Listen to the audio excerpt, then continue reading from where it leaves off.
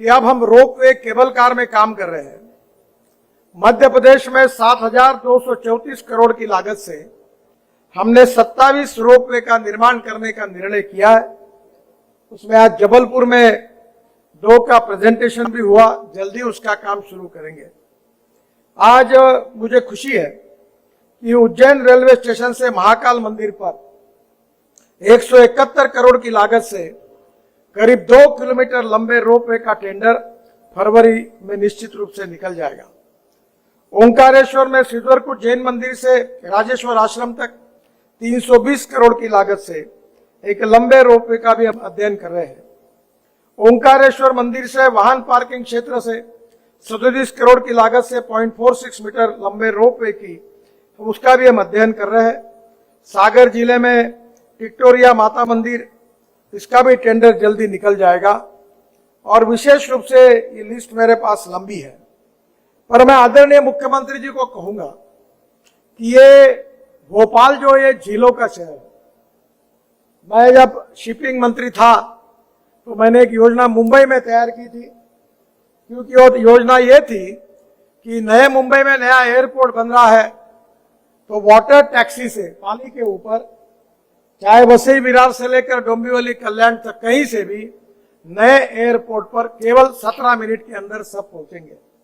और 10,000 water taxi शुरू होगी ताकि रोड से जाने की आवश्यकता नहीं पड़ेगी।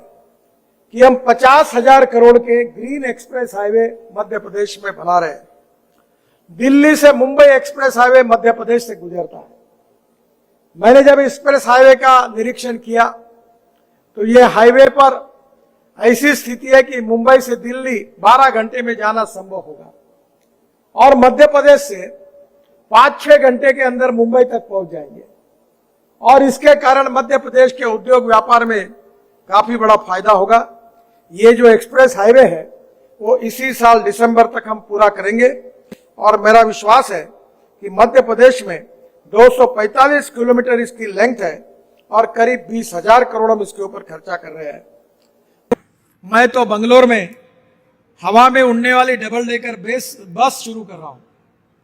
मैं आपसे अनुरोध करता हूं कि भोपाल जैसे, इंदौर जैसे शहरों में हवा के ऊपर जाने वाली ट्रांसपोर्ट सर्विस शुरू करिए। मैंने खुद होकर पानी में उतरने वाला हवाई जहाज लेकर मैं मुंबई के समुद्र में उतरा।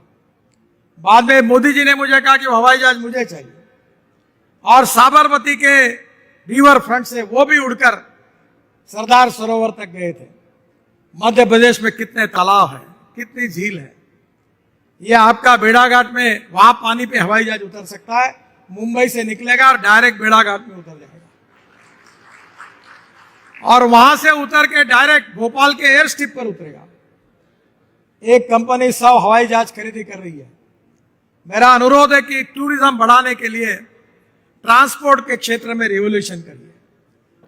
मैं अक्सर एक बात मैं याद रखता हूं, जब मैं मुंबई महाराष्ट्र में मंत्री था तब से इसको याद रखता हूं, जो American president John F Kennedy ji ने कहा था कि American roads are not good because America is rich, but America is rich because American roads are good. America धनवान है, इसके कारण अमेरिका के रास्ते अच्छे नहीं हुए, तो अमेरिका के रास्ते अच्छे हुए, इसके कारण अमेरिका धनवान हुई।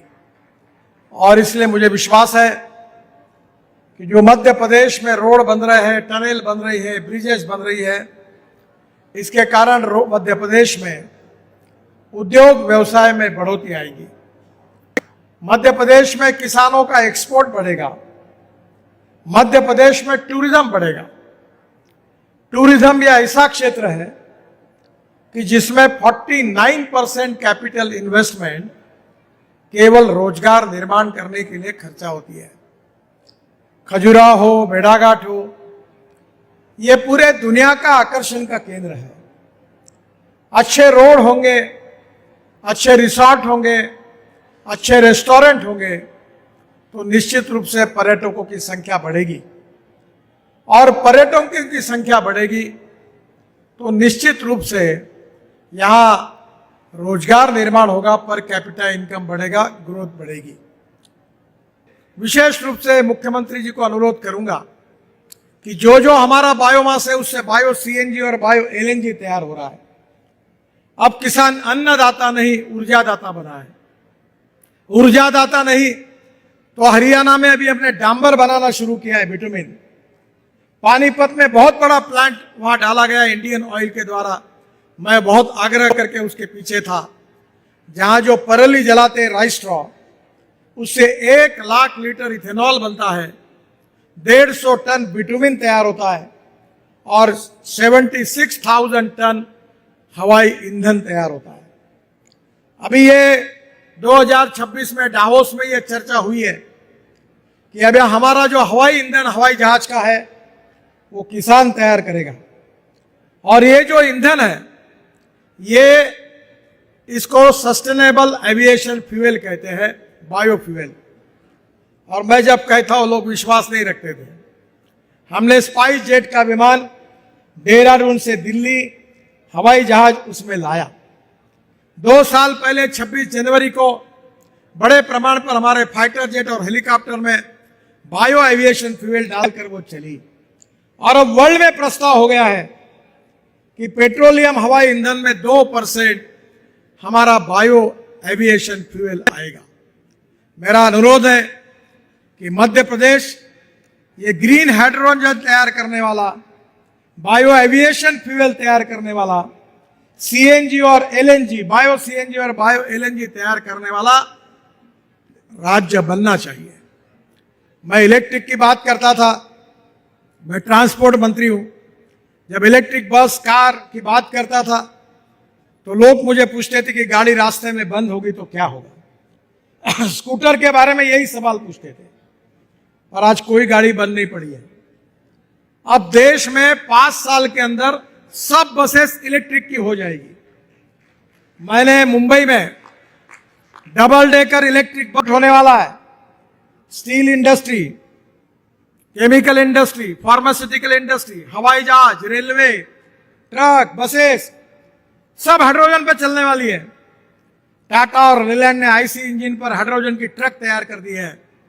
और मध्य प्रदेश में कोयला है, कोयले से मिथेनॉल पर अब मशीन चलने का दिन अब दूर नहीं है। और इसलिए राज्य सरकार की ओर से इस क्षेत्र में ट्रांसपोर्ट सेक्टर में प्रदूषण मुक्त, इंपोर्ट सब्स्टिट्यूट, कॉस्ट इफेक्टिव और पोल्यूशन फ्री नीति राज्य सरकार की होगी तो हमारी प्रगति और विकास का दर दुगना होगा।